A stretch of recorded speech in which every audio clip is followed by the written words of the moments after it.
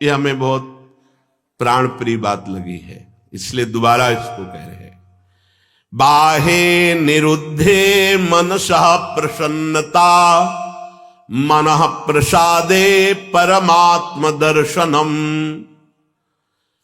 तस्मिन् सुदृष्टे भवबंधनाशो, बहिर्निरोधा पदवी विमुक्ते। सैकड़ों बार कल से ये श्लोक बार बार चल रहा है। वाहे निरुद्धे मनसः प्रसन्नता।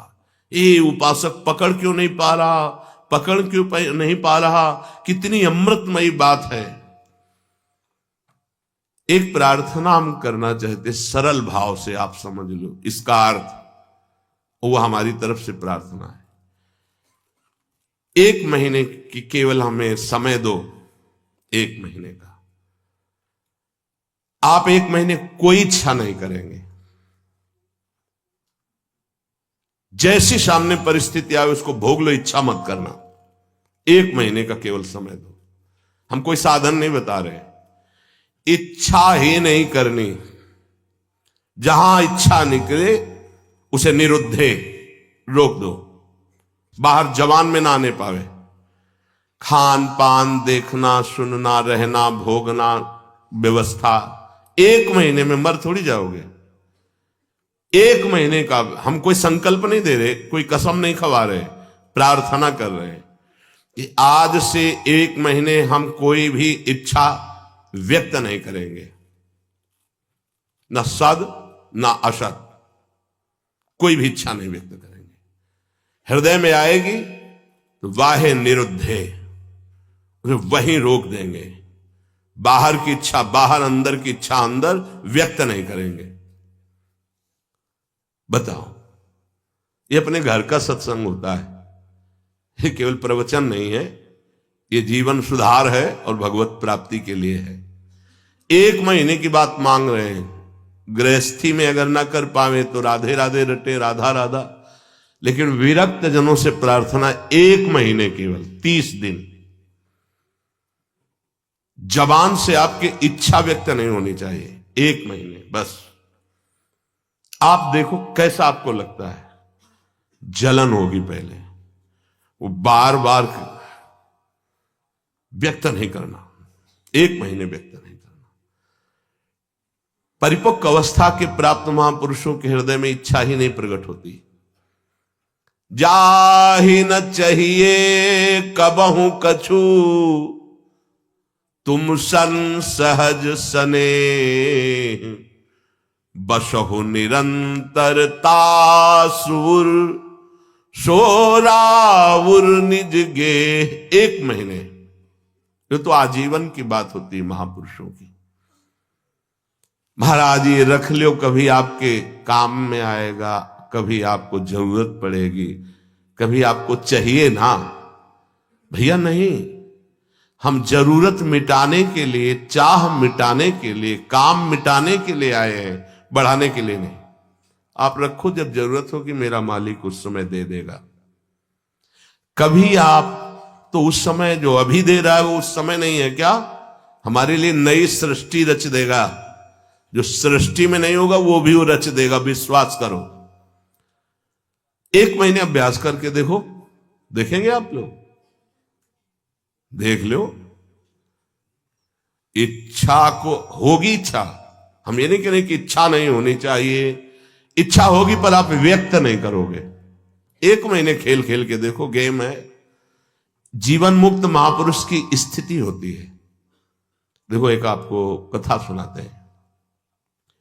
श्रीमन माधवेंद्र पुरी जी महाराज बहुत बड़े महाभागवत हुए हैं, चैतन्य महाप्रभु के चरित्र में आते हैं।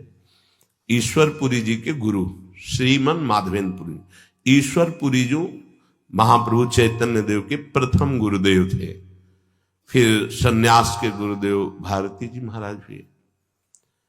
तो श्रीमन माधवेंद्र पुरी जी महाराज जब क्षीर चोरा गोपीनाथ जी जो कहे जाते हैं, गोपीनाथ जी के दर्शन करने गए तो वहां शयन के समय कुल्हड़ में बड़ा ही पवित्र और स्वाद युक्त खीर का भोग लगता था। जब ये महिमा सुनी खीर की और भोग लगता देखा तो उनके अंदर इच्छा हुई कि अगर एक कुल्हड़ प्रसादी मिल जाए तो स्वाद लेके हम देख लेंगे कि प्रभु को ऐसा खीर का यहां भोग लगता है तो अपने ठाकुर जी को ऐसा ही खीर का भोग लगाएंगे। जो ही इच्छा जागृत हुई, जलन पैदा हुआ। अरे इच्छा कैसे जागृत हो गई? तो अंदर से विवेक कार्य कर रहा है, बचाने का जलन। ये तो प्रभु के भोग के लिए इच्छा, फिर भी इच्छा कैसे हुई कि मुझे एक कुल्हड़ मिल जाए? तुरंत प्रणाम किया और वास चल दिए। अब रात्रि का समय आ रहा था तो उसी गांव के किनारे एक वृक्ष के नीचे बार बार ये प्रश्न मन से, तूने इच्छा क्यों कर ली? बार बार उत्तर आता कि प्रभु के भोग के लिए इच्छा की है कि अगर मिल जाता तो स्वाद ले लेते और वैसे ही खीर प्रभु को लगाते अपने। नहीं, फिर भी इच्छा क्यों? बार बार धिक्कार मन को कर रहे थे। इधर महाभागवत की इच्छा भी भगवान बने थे और उसका पोषण भी भगवान करते हैं। जो निरीह जन है, जिनके अंदर इच्छा ही नहीं है, उनके हृदय में कोई इच्छा प्रकट होती तो लीला प्रकट करने के लिए होती।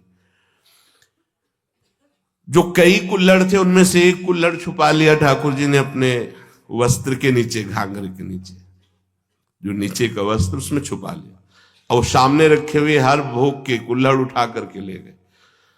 जब शयन कराने गए तो देखा एक कुल्हड़, कहा ये कैसे, यहां कैसे आ गया प्रभु के वस्त्र की? तो प्रभु ने कान में कहा उनके, प्रभु मूर्ति नहीं है, तुम जैसी भावना करोगे वैसे। राधा वल्लभ लाल जी, बिहारी जी सब बात करते हैं, यह किसी मूर्तिकार की रचना नहीं है। हाँ, एक बार मोहनचंद महाप्रभु का चरण छू गया श्री जी के भोग के कटोरे में, तो एक चपत मारी हितजू महाराज ने, प्रभु के पात्र में चरण कैसे छू गया? तो जो राधा वल्लभ लाल जी की सेवा के लिए गए तो कपोल में ऐसे अंगुली बनी, बोले जय जय। तो उनका बालक थे ना, तो जो आपने वो मेरे लगी। बात करते महाप्रभु आचार्य से, बंचंद महाप्रभु जी से, सेवक जी से और प्रेमी जनों से, जो चित्त को बेच दिए हैं प्रभु को, उनसे बात करते हैं। कान में प्रभु अपने सेवक से कही कि ये मैंने चुराया है श्रीमन माधवेंद्र पुरी जी के लिए, और वो गांव के बाहर अमुक वृक्ष के नीचे बैठे, ये वहां पहुंचाओ तत्काल। तो बैठे हुए भगवत स्मरण करते बीच बीच में धिक्कार दे रहे थे। इच्छा कैसे जागृत हुई? श्रीमन माधवेंद्रपुरी किसका नाम है? उनका जी दास का नाम। ये गोपीनाथ प्रभु ने आपके लिए खीर का कुल्हड़, हाँ, ऐसे नहीं, बड़ी अद्भुत लीला की, भोग लगाया तो एक कुल्हड़ चुरा लिया आपके लिए, और जब शयन कराने गए तब आदेश किया तो लाए। उस दिन से प्रभु का नाम क्षीर चोरा गोपीनाथ हो गया।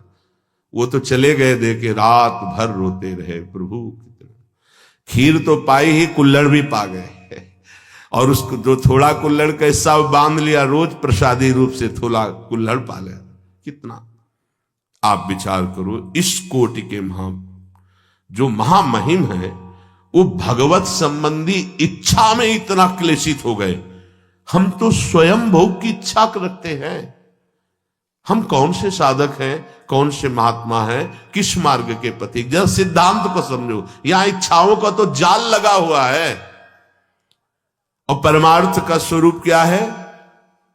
बाहे निरुद्धे, बाह्य रोग दोष, इच्छा को कोई भी इच्छा हृदय में अपना स्थान न बनाने पावे। मनसः प्रसन्नता, तो आपके मन में अखंड प्रसन्नता जागृत होगी। और मनः प्रसादे परमात्म दर्शनम, जब हम बाह्य विषयों का सेवन करते हैं तो मन खिन्न रहता है, नवीन नवीन विषय भोगने के लिए मन में जलन होती, वही विषयों की तरफ आकर्षित करता है, फिर वही जलाता है, वही संकल्प विकल्प कराता है, थोड़ी देर जलाने के बाद फिर उसी भोग की लालसा करता है। बड़ा बाहे निरुद्धे, रोक दो उसको। देखो इसमें विवेक बल काम करता है। अगर आप सत्संग सुन रहे हैं, शास्त्र स्वाध्याय करते हैं, नाम जप करते हैं, सेवा करते हैं संतों की, ठाकुर जी की, तो आपका विवेक प्रबल हो जाएगा, वो रोक देगा। कितना आनंद! कल से इस श्लोक का चिंतन चल रहा है। इतना कोई इच्छा ही नहीं करनी भाई। ये गृहस्थ जन जो बहुत सी कामनाओं में रत हैं वो ये नहीं समझ पाएंगे, लेकिन हम विरक्त जनों से प्रार्थना करते हैं, यदि आप कोई इच्छा नहीं करेंगे तो आप बहुत जल्दी जीवन मुक्त हो जाएंगे। इच्छा ही आपके स्वरूप को ढके हुए है, इच्छा ही आपका बंधन है, और निरीह इच्छा रहित ही जीवन मुक्त अवस्था है। 1 महीने का अभ्यास करके देखो। अच्छा, 1 महीना बहुत ज्यादा लग रहा हो कि पता नहीं चूक ना हो जाए तो 15 दिन का कर लो। 15 दिन बहुत ज्यादा लग रहा हो तो कोई 1 हफ्ते का कर लो। और गृहस्थ जनों को ज्यादा लग रहा हो तो 1 दिन का करके देख लो कि सुबह से लेकर के शयन तक आज कोई इच्छा नहीं हम करेंगे। अगर इच्छा होगी भी तो व्यक्त नहीं करेंगे। 1 दिन करो। विरक्त के लिए 1 महीना, नए साधक के लिए 15 दिन, बहुत नए साधक के लिए 1 हफ्ता, गृहस्थ के लिए 1 दिन और 1 हफ्ता। देखो ना करके क्या बिगड़ जाएगा। आज सुबह से शाम तक कोई इच्छा प्रकट नहीं करेंगे। हृदय में होगी तो उसको वहीं दबा देंगे, वाणी से नहीं बोलेंगे। देख लो। परमहंस श्री ओंकारानंद सरस्वती जी घर में भिक्षा पाने जब आए तो बच्चे ही थे। किसी कारण से मैया भूल गई नमक डालना सब्जी में। वो पा के गए, पिताश्री आए पाने, जेही, अरे सब्जी में तो नमक, अरे भूल गई, क्योंकि छोटे छोटे बच्चों के भूल गई। वो गए, कहा स्वामी जी सब्जी कैसी बनी थी? बोले नारायण नारायण, बहुत सुंदर, परम सात्विक बनी। नहीं स्वामी जी उसमें तो नमक था ही नहीं। अरे बेटा, प्राणों का पोषण करना ये नमक है कि नहीं, ये आप गृहस्थ लोग देखते हो। हमें तो जो प्राणों के पोषण के लिए मिला तो नारायण नारायण नहीं बचा उसमें, बिल्कुल कहीं कोई स्वाद दृष्टि इच्छा ही। 1 दिन करके देखो गृहस्थी, और 1 महीने अच्छे साधक, ये जीवन की धारा बदल जाएगी। जीवन की धारा, आप विरक्त हैं, आपके लिए कोई कर्तव्य नहीं, जीवन की धारा बदल जाएगी। बस कट्टरता पूर्वक एक बार इस बात पे आना कि नहीं बोलना, स्वास्थ्य बिगड़ जाए, प्रारब्ध भोग लेंगे, लेकिन हम कहेंगे नहीं। 1 महीने के लिए आपके साथ हम भी हैं। मेरी स्वामी जो पहले से ही उसे देख रही, इच्छा क्यों? अगर हुई है तो चुप हो जाओ ना, वही इच्छा देने वाली तो वही पूर्ति करने वाली। इच्छा हुई, नहीं पूर्ति हुई तो उनका विनोद है, पूर्ति हो गई तो उनका दुलार है। दोनों में हमें पूर्ण ही रहना है, हमें इच्छा नहीं करनी। ठीक है, पकड़ी गई बात। 1 महीना अपने विरक्त जन इच्छा नहीं करेंगे। पक्का नहीं, पक्की बात करो। हाँ नहीं, देखो ना आप, इसमें जीवन मुक्त अवस्था की तरफ कदम है। 1 महीना जीवन मुक्त रहकर फिर आगे का तो अभ्यास पुष्ट ही होगा। 1 महीना कोई इच्छा नहीं, आएंगी परिस्थिति, बस कहना ही तो है, नहीं कहना ही नहीं है, कुछ नहीं कहना। 1 महीना नहीं बोलना है इस विषय पर कि आज हमारी ये इच्छा है, बोलना नहीं। आगे चले पक्का। और 1 दिन आप लोग गृहस्थ जन करके देखो कि आज एक पूरे दिन में कोई आकर के ऐसी प्रतिकूल परिस्थिति करेगा तो फिर आपकी इच्छा जागृत। हर इच्छा में देखना, केवल खान पान में नहीं कि हमारी इच्छा के विरुद्ध वो बोल रहा है तो हम नाराज हो जाए। नहीं, हमारी इच्छा नहीं है, तुम नाराज क्यों होंगे? हमारी इच्छा नहीं अनुकूल बोले तो प्रतिकूल बोल रहा है, मुझे कोई परेशानी नहीं। इसीलिए 1 दिन दिया है, क्योंकि गृहस्थी में बहुत 1 दिन शांत, एकदम चुप, अंदर जो आए उसे सह जाओ। और 1 महीने अपने लोग, ये केवल खान पान की इच्छा के अंतर्गत नहीं है, संपूर्ण इच्छाओं के अंतर्गत है। ना लोक की ना परलोक की कोई इच्छा नहीं। हम आएगी हृदय में तो उसको नोट करेंगे, लेकिन बाहर नहीं बोलेंगे। और उस इच्छा की छानबीन करेंगे ये इच्छा क्यों आई है, किस गलती से आई है, या किस कमी के कारण आई। एक बार पूज्य श्री राधा बाबा भाई जी से कहा कि मिठाई की इच्छा हो जाती है, मीठा देखते ही अधिक पा लेते हैं, क्या अभी ब्रह्मबोध नहीं हुआ, क्या मेरे बोध में कमी रह गई। भाई जी ने कहा नहीं। तो उनका फिर इच्छा क्यों, उनका शरीर में कमी है आपके, जिस पदार्थ की उस शरीर मांगेगा उसको दे देना है। आप कहीं लेने तो जाते नहीं, यदि आ जाता है सामने तो आप उसे पा लेते हैं। तो इस शरीर की आवश्यकता ना कि आपकी आवश्यकता है। बोले हाँ, बहुत दिन से प्रश्न चल रहा था कि मीठा देखते ही और मीठा पाने में उधर ही अधिक प्रियता है, तो इसका मतलब इच्छा हमारी है। तो उनका नहीं, आपकी नहीं, ये शरीर की आवश्यकता है, ऐसा वहां उत्तर दिया। पर अपने को 1 महीना शरीर की आवश्यकता भी होगी तो नहीं मांगेंगे, जो जैसी व्यवस्था उसमें शांत, इच्छा नहीं करेंगे। बाहे निरुद्धे मनसः प्रसन्नता, बड़ी मन में प्रसन्नता होगी। ये जो प्रसन्नता है भगवत प्राप्ति कराने वाली होगी। हमारी प्रसन्नता को क्षीण करती रहती इच्छा, इच्छा ही बंधन है और निरीक्षा ही मोक्ष पदवी है। कोई इच्छा नहीं, चाह मिटी चिंता मिटी मनुआ बेपरवाह, जिनको कछु न चाहिए वो साहन के साह। 1 महीना का अनुष्ठान है, लोग कहते हैं ना कि ये फलाहार का अनुष्ठान, इसका अनुष्ठान, 1 महीना का अनुष्ठान इच्छा नहीं करेंगे। जो हमारी दिनचर्या वो चल रही है, कोई इच्छा नहीं। हमें परिक्रमा लगाने जाना इच्छा हुई, हम इसे भी रोक, न सत ना सत। अगर प्रभु की इच्छा है तो गुरुदेव से बुलवा देंगे, जाओ परिक्रमा लगा के आओ। आज से 1 महीने तक कोई भी इच्छा, सत या असत, किसी भी इच्छा को हम बाहर व्यक्त नहीं करेंगे। जो दिनचर्या बना दी गई वो इच्छा नहीं है, वो कर्तव्य पालन है, उस पे चलेंगे। स्वयं से कोई इच्छा होगी उसे दबा देंगे 1 महीने के लिए, फिर देखते हैं कैसा लगेगा। 1 महीना, आज तारीख कौन है, कौन 17 तारीख को बात करेंगे फिर सत्संग में कि क्या स्थिति है आपकी। 1 महीना ईमानदारी से देखना, बोलना मत, चूक नहीं होनी चाहिए। 1 महीना कोई बहुत ज्यादा नहीं, पूरे जीवन में इसी स्थिति को लाना है।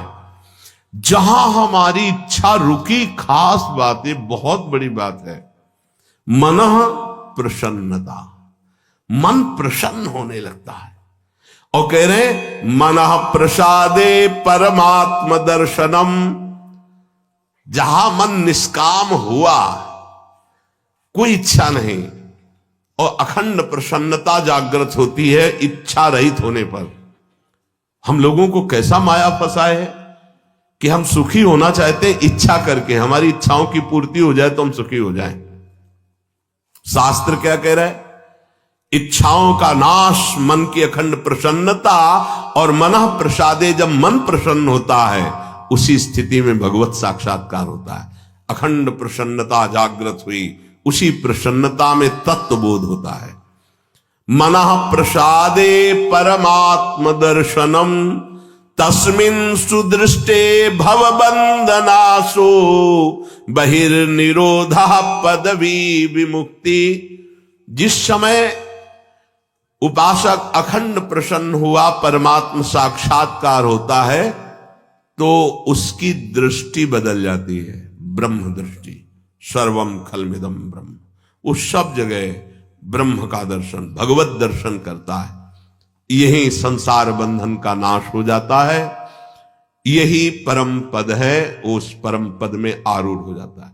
कोई इच्छा नहीं, कोई चाह नहीं, ये जीवन गुरुदेव को समर्पित, प्रभु को समर्पित, जैसे चलावें, स्वयं निरंतर भगवदाकार दृष्टि, परमात्म दर्शन, परमानंद का अनुभव, दुख का लेस नहीं।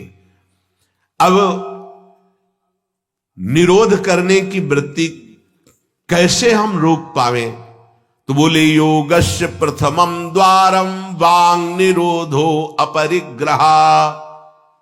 पहले वाणी को रोक दो, उचित बोलो केवल, जितना शास्त्र सम्मत बोल सकते हो उतना बोलो, अन्यथा मौन रहो।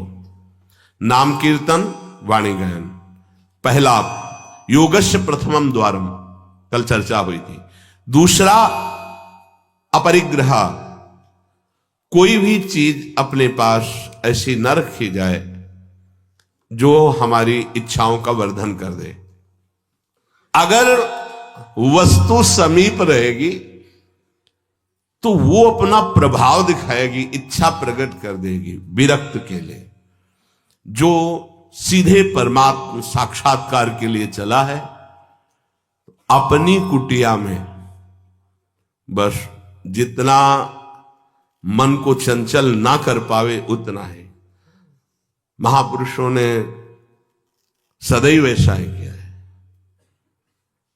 गुरुदेव भगवान की आज्ञा से तेहरा से सुबह 7 और 8 के बीच में जाके चून मांग लाते।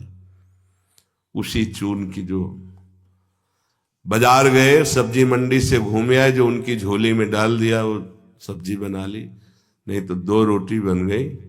महाराज जी उसी गुरुदेव भगवान को देखा है। महापुरुषों ने भगवत प्राप्ति के लिए इच्छाओं का दमन किया, इच्छाओं का नाश किया। देखो अब क्या होता है, अपने लोग बड़े बहाने से अपनी वासना का पोषण करने लगते हैं। अमुक चीज बोले आज श्री जी की यही इच्छा है, हाँ ठीक मान लेंगे आपकी बात, भोग लगाइए और बांट दीजिए, पशु पक्षी सबको बांट दीजिए। और आप उठाइए झोली, जाइए मधुकरी मांग के सूखी रोटी लाइए, तो पता चलेगा आप श्री जी की इच्छा का अनुमोदन करते हैं। श्री जी की इच्छा के बहाने से हम अपनी वासना का कभी कभी पोषण करते रहते हैं। देखो गोविंद देव जी महाराज ने बाबा बलराम दास जी झाड़ू मंडल के जो थे उनसे यही कहा था कि हम तो, हमारा संपूर्ण जगत हम तो सब पाएंगे, लेकिन आप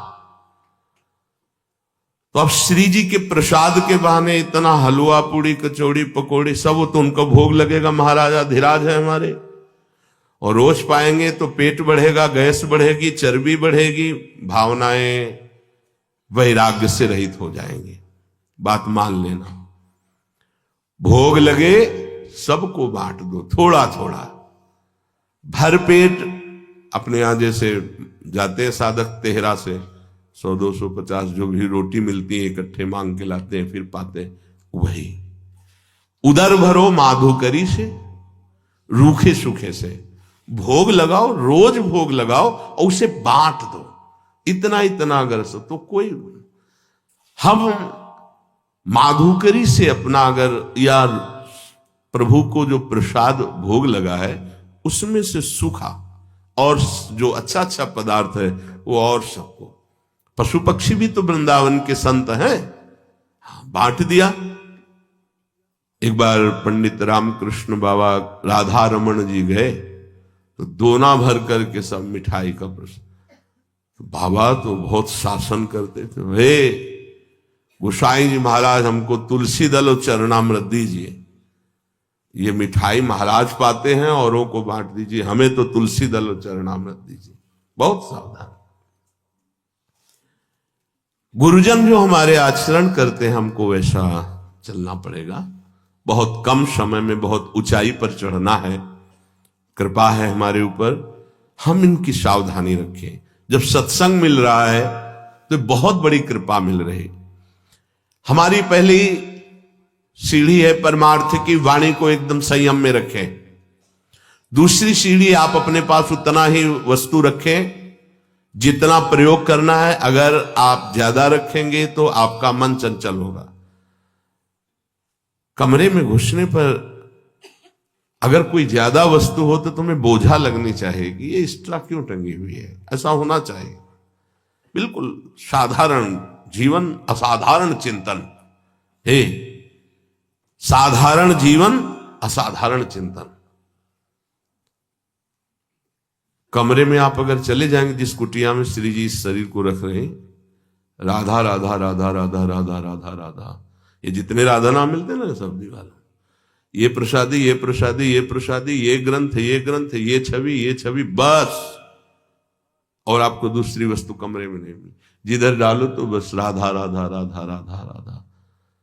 नाम है, रूप है, नाम रूप को प्रकाशित करने वाली वाणी है, जो दिनचर्या, ये केवल उपदेश ही आपको नहीं दे रहे, शरीर रोगी होने के कारण कुछ सुविधाओं को स्वीकार किया गया है, वो हमारा जीवन नहीं है, वो हमारा लक्ष्य नहीं है।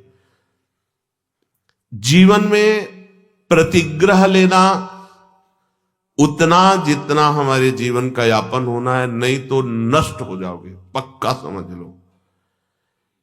अपने पास एक भी कपड़ा ऐसा ना होना चाहिए कि जो बाद में किसी के काम में आवे, बाद में यही आवे किसी जला दो तो अच्छा है, पक्का समझना। साधु का परिग्रह रहित जीवन होना चाहिए। आज ऐसी अवस्था नहीं रह गई कि हम विचरण करके, जिससे पीछे आए हैं विचरण करें। साधुओं को घेर कर पशुओं की तरह मार डाला जाता है। अब ऐसा समय नहीं है कि आप तीर्थयाटन करें, भ्रमण करें। अब समय ऐसे है कि भगवान की कृपा से यदि कुटिया बन जाए तो धाम आदि में वास करो, चुपचाप नजदीक के गांव से जहां परिचय है वहां से मांग के खा लो, नहीं और गांव में घुसोगे तो और भी हो सकता है कुछ।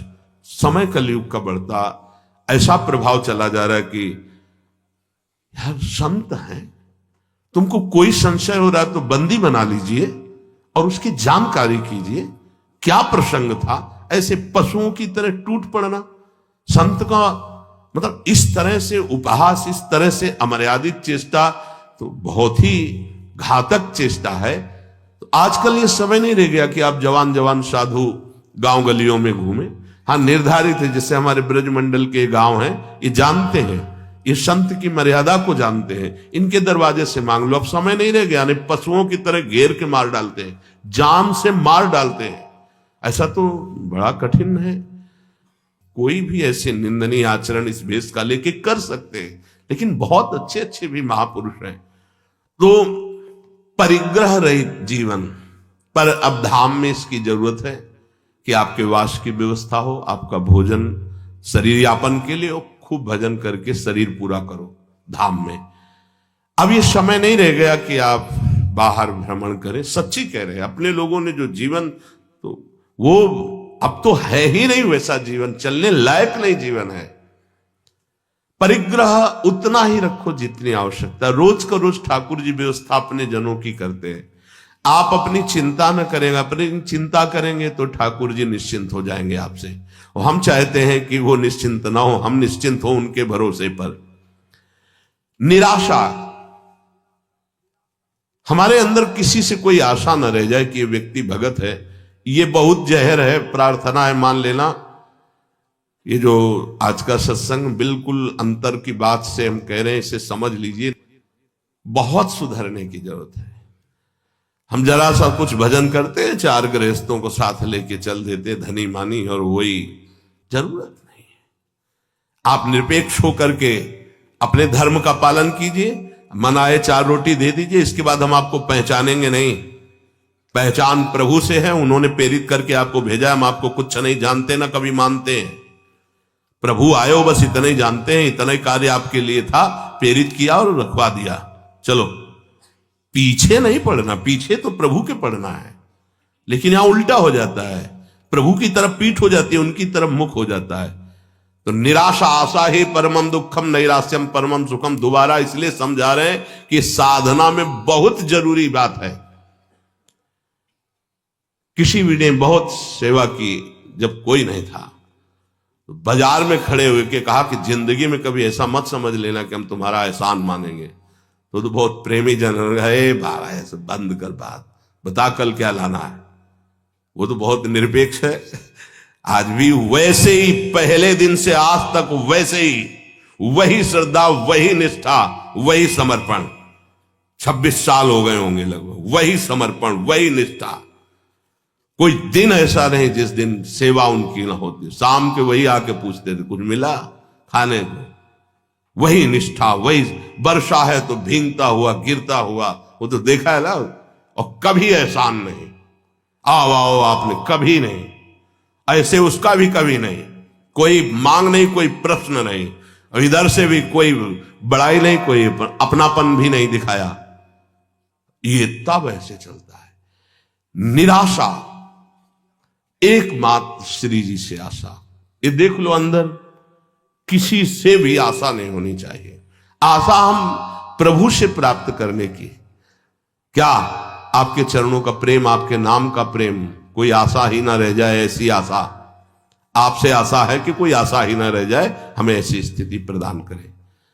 चौथा, निरीहा, इच्छा ही ना रह जाए, जिसके लिए आज कहा है कि 1 महीने के लिए देख लीजिएगा। और नित्य में एकांतशीलता, एकांत में जब हो तो बड़े संयम से रहें। एकांत आपका गंदा नहीं होना चाहिए, बड़े शीलवान, बड़े धैर्यवान, बड़े तितिक्षु, बड़े इंद्रिय संयमी। नहीं, बड़े बड़ों का एकांत खराब हो जाता है। समाज तो सबका ठीक रहता है, एकांत खराब हो जाता है। समाज में त्रुटि हो जाएगी तो निंदा होगी, ठीक हो जाओगे। एकांत में त्रुटि होगी तो तुम्हारा अध्यात्म नष्ट हो जाएगा अंदर का। एकांत स्थित इंद्रियो परमणे हेतुर्दमश्चेतसः।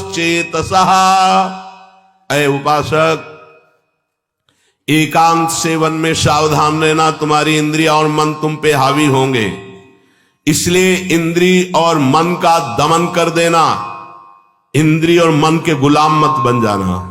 ये एकांत का है, ये जरूर सुधारो।